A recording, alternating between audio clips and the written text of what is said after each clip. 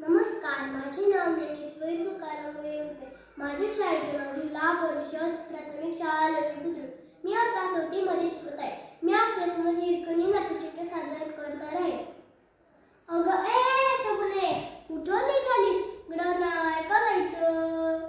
अगं सोबत घे म्हणून लई खुशीत होते. म्या यायचं तर पिकी म्या होते पुढं बाजाराला इकाय निघाली दही दूध ताक. अगं धक्का थांबवच आले म्या बी इकाय निघाली दही दूध ताक आणि लोणी बाय माझा ग खर्च बाय माझा ग दुधात नाही पाणी.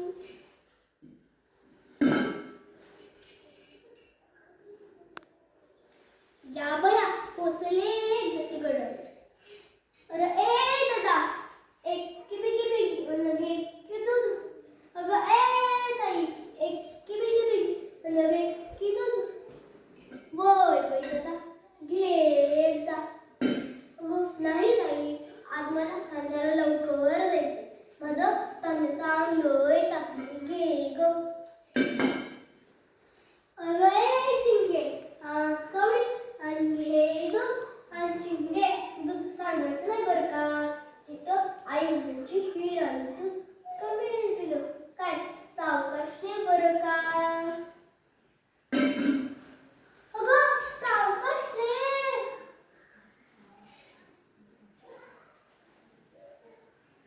या बया मावलाई लागली होय. अरे दादा आत राहिले म्या. अरे दादा एवढ्या लगेच कसं काय बंद केला दरवाजा? उघड की र. नाही दादा बघितलं नाही मला. मी मागून कोवळ्याची ले तिथून गडाखाली गाव आहे माझं. पुण्यांदा नाही असं करायचं. उरलेलं तुला देते र. पर एक वार द्यायचं तू नाही. आबा अजय देवा काय करू मी आता? होय वाचला दादा ढक्कल तूच वैर. कायदा महाजनचा कायदा कडक कायदा. माझ्या लेकराला कुठून कळायचा हा कायदा? मी इथे गडावर आणि माझं लेकूड तिथं भुकेला कळवलं असं. बोलता बी येत नाही तर आजीला कसं कळायचं त्याचं रडणं? या बया कशी जाऊ मी गडावरून खाली. देवा र देवा. पर काय बी म्हणा महाराजांचं लेकर हे समजत नाही. महाराजांनी गडावर यायची परवानगी दिली, सामान विकायची परवानगी दिली. कसे एकच कडून काय सुजाडला की गडाचा दरवाज उघडला आणि दिसला की गडाचा दरवाज बंद. सपाशेल बंद. मग एक त्यातनं बाहेर जात ना कोणी आलं.